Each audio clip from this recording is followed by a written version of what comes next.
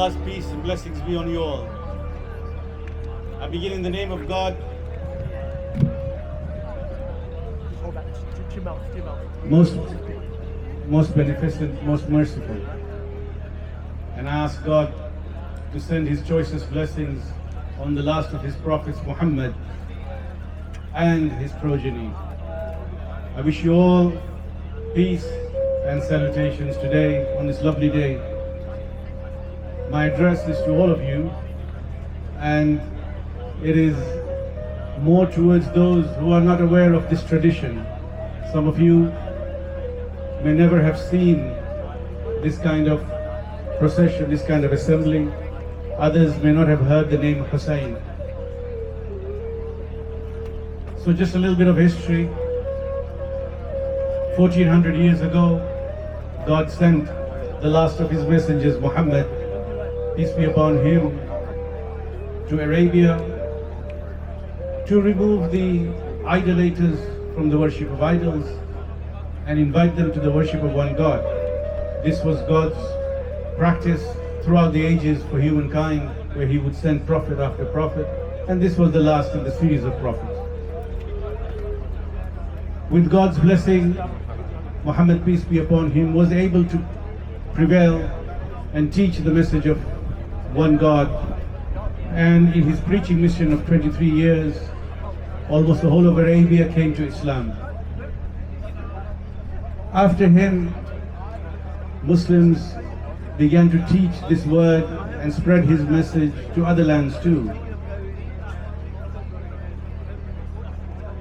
While the Muslims had faith, they had the Quran, they had the Sunnah, the practice of the Prophet ﷺ, there was also some internal strife, political strife, because now they were both a religious nation as well as a political one. Within that, some factions developed, and by the time the person whom we have gathered to remember, Hussain, son of Ali and Fatima, grew up, the people in power, the Umayyads, the Umayyad dynasty, were those who were more interested in kingship, not so interested in what religion had to say. For them, Islam was an expedient way to retain and control power.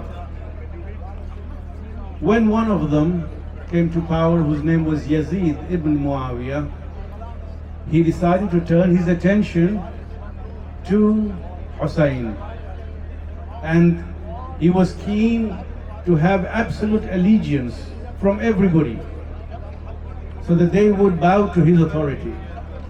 At that time, Hussain had a choice, like we all have a choice. In the face of oppression, in the face of tyranny, in the face of injustice, we have a choice.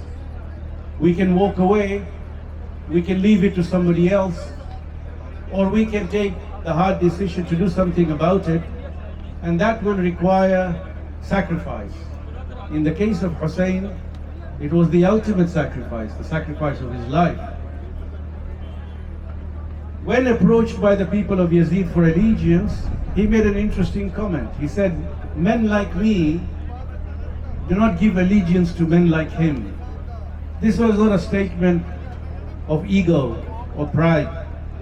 This was a plain statement of fact, that men who stand for the ideals, godly ideals that I represent, should not bow down to people who have no godliness, who just want to rule.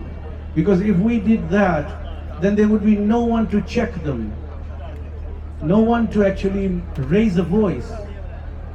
So this is very, very important, and something that we all need to learn from that.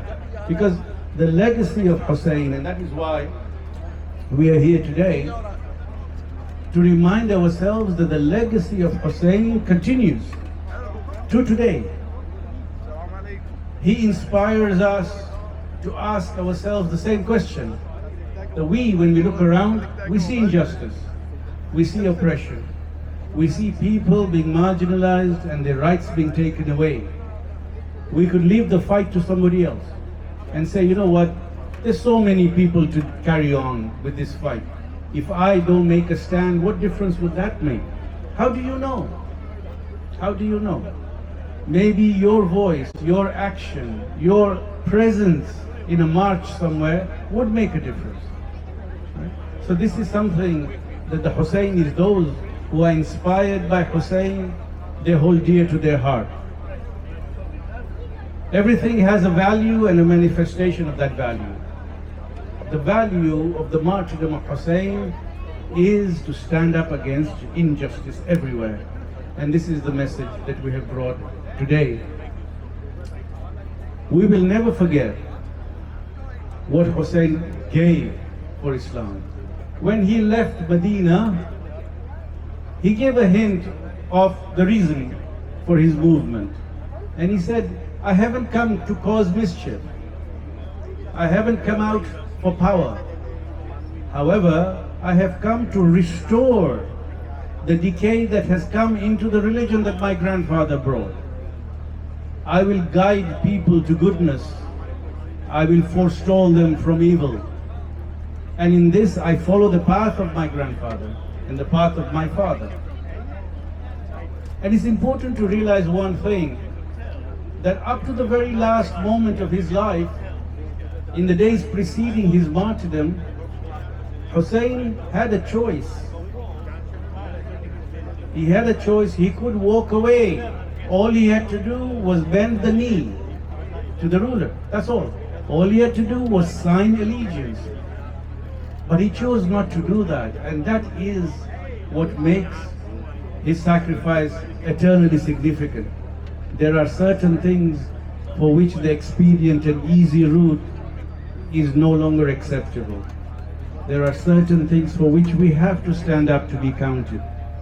And when we look around us in the world, there are plenty of examples where people are waiting for us who live in the West in relative freedom to make a stand, to do whatever they can, peacefully, within the law, but effectively to help them. Inshallah, we can all learn from the message of Hussain, which would inspire us to stand up, to be counted wherever and whenever injustice is done. Thank you very much. Assalamu alaikum.